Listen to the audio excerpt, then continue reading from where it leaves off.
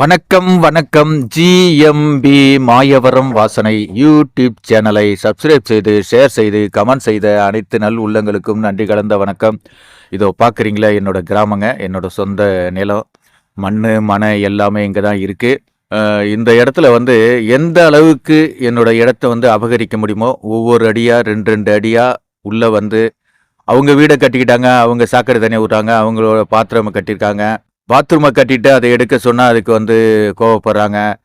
ஒவ்வொரு நாளும் வெவ்வேறு விதத்தில் எனக்கு தொல்லை கொடுக்குறாங்க. ஊரில் வரி கட்டுறேன், ஊர் மக்கள்கிட்ட சொல்கிறேன், நாட்டா பஞ்சாயத்துகிட்ட பேசுகிறேன். எல்லாமே அப்படியே ஏனா தானன்னு இருக்காங்க. நானும் ஒரு பல வருடங்களுக்கு முன்னாடி பல ஆயிரம் செலவு பண்ணி ஜேசிபி வச்சு அளந்து சுத்தம் பண்ணி கலெக்டரை வச்சு தாசிதாரை வச்சு கல்லெல்லாம் பறிச்சேன். ராத்திரியோடு ராத்திரியாக அந்த கல்லெல்லாம் பிடுங்கி போட்டாங்க. அப்புறம் ஊரே சேர்ந்து அடிக்க வந்தாங்க, விரட்டினாங்க. இதையெல்லாம் உருட்டல் மிரட்டலுக்கெல்லாம் பயந்து நான் விட்டுட்டு ஓடி வரக்கூடாது அப்படிங்கிறதுனால தான் பல உழைப்பு, பல கஷ்டம், பல தொல்லை, பொண்டாட்டி புள்ள அத்தனை பேரும் நாங்கள் சேர்ந்து தாங்க இந்த இடத்தாண்ட ஒரு வீடை கட்டணுன்ட்டு ஏடிஎம்கே ஆட்சியிலையும் முயற்சி பண்ணேன், திமுக ஆட்சியிலையும் முயற்சி பண்ணேன். நான் கலெக்டர்கிட்ட மனு கொடுத்தேன், தாசிதார்கிட்ட மனு கொடுத்தேன், ஊர் பிரசிடண்ட்டை மனு கொடுத்தேன், வைஸ் பிரசிடண்ட்டை மனு கொடுத்தேன், கிளர்க்குக்கிட்ட மனு கொடுத்தேன்.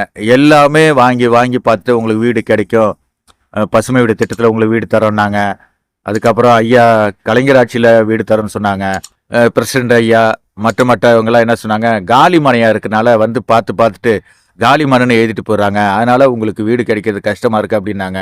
அந்த இடத்தாண்ட நான் வீடு கட்டுறதுக்கு பலருக்கு இடைஞ்சலாக இருக்குது, பலருக்கு தொல்லையாக இருக்கும்போது இந்த மரம் மட்டை எல்லாத்தையுமே விற்று என்னென்னவோ பண்ணணும் அப்படிங்கிற ஒரு எண்ணத்தில் தான் முயற்சி பண்ணிகிட்ருக்கேன். பட்டாவெல்லாம் பெயர் மாற்ற சொன்னாங்க, அட்ரஸ் மாற்ற சொன்னாங்க, ஆதார் கார்டு அட்ரஸ் மாற்ற சொன்னாங்க, பேங்க்கு புக்கு அட்ரஸ் மாற்ற சொன்னாங்க. எல்லாமே மாற்றினாங்க. என்னோட ஆசை என்னன்னு கேட்டிங்கன்னா, சின்ன வயசில் எங்கள் அப்பா இறந்த பிறகு ஒரு பல ஏக்கர் நிலத்தை பிடுங்கிட்டு எங்களை ஊரை விட்டு விரட்டின இந்த ஊர் மக்கள் தான், இந்த ஊர் உறவுகள் தான், சொந்த பந்தங்கள் தான். அதையெல்லாம் மறந்துட்டேன்.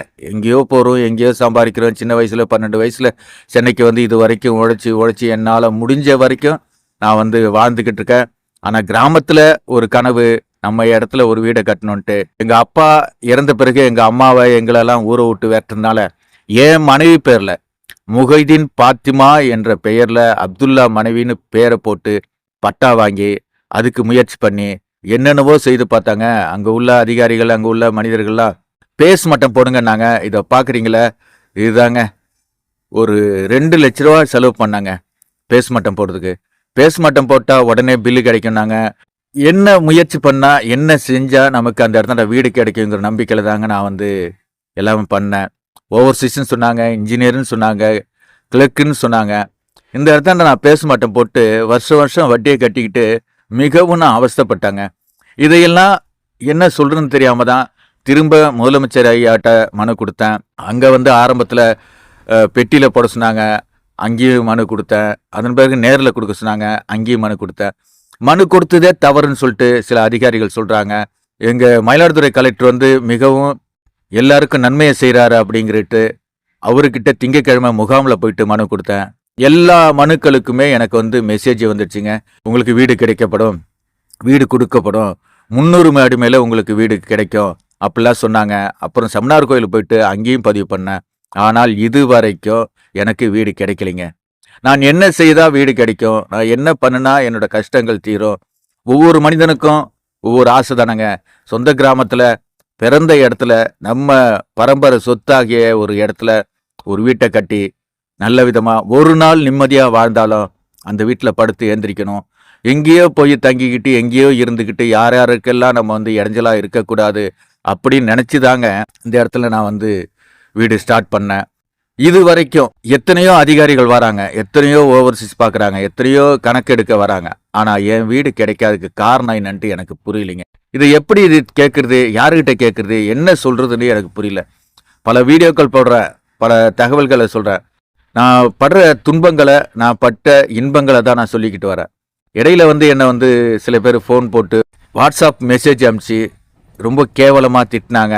சிலர் இந்த ரயிலில் டிக்கெட் எடுத்து வந்தால் மற்ற மாநிலத்தவர்கள் டிக்கெட் எடுக்காமலே நம்ம ரிசர்வ் பண்ணி வந்தாலும் அதில் ஏறிக்கிட்டு தொல்லை பண்ணுறாங்கன்னு ஒரு வீடியோ போட்டேன். அந்த வீடியோவுக்கு 2-3 பேர் கமெண்ட் பண்ணியிருக்காங்க. மாங்காய் மாடியாங்கிறாங்க, உனக்கு என்னடா தேவைங்கிறாங்க. சென்ட்ரல் கவர்மெண்ட்டுக்கும் ஸ்டேட் கவர்மெண்ட்டுக்கும் உனக்கு நிதானம் தெரியுதான்னு கேட்குறாங்க. ரயிலுக்கும் ராக்கெட் விடுறதுக்கு என்னடா சம்மதான்னு கேட்குறாங்க. இதுதாங்க அவங்க புரிஞ்சுக்கலையா, நம்ம புரிஞ்சுக்கலையா, இல்லை நான் தெரிஞ்சுக்கலையாங்கிறது எனக்கு புரியல. நீங்கள் விமர்சனம் பண்ணுங்க, கமெண்ட் பண்ணுங்க. நான் என்ன சொல்ல வந்திருக்கேன் அப்படிங்கிறது கூட நீ கேள்வி கேட்குறீங்க. ரயிலில் ஏறுறோம், டிக்கெட் எடுக்கிறோம், உட்காடுறோம், போய் வயசங்களில் இறங்கணும். அதுக்கு இடையில நடக்கிற இந்திக்காரவங்க மற்ற மொழிக்காரவங்கெல்லாம் வந்து என்ன பேசுகிறாங்க, எப்படி வந்து நம்மளை இம்சப்படுத்துகிறாங்கிறத நான் அனுபவிச்சிருக்கேன். அதை தான் நான் போட்டிருக்கேன். அதே போல தாங்க இந்த விவசாய நிலத்தில் ஏதோ பல ஏக்கர் நிலத்தை இழந்துட்டு கொஞ்சம் நிலம் எனக்கு கிடைச்சிருந்தா கூட அது என் பேரில் பட்டா மாற்றி, என் மனைவி பேரில் பட்டா மாற்றி இந்த இடத்துல ஒரு வீடு கட்டணுன்ட்டு ஆசைப்படுறது தப்புங்களா?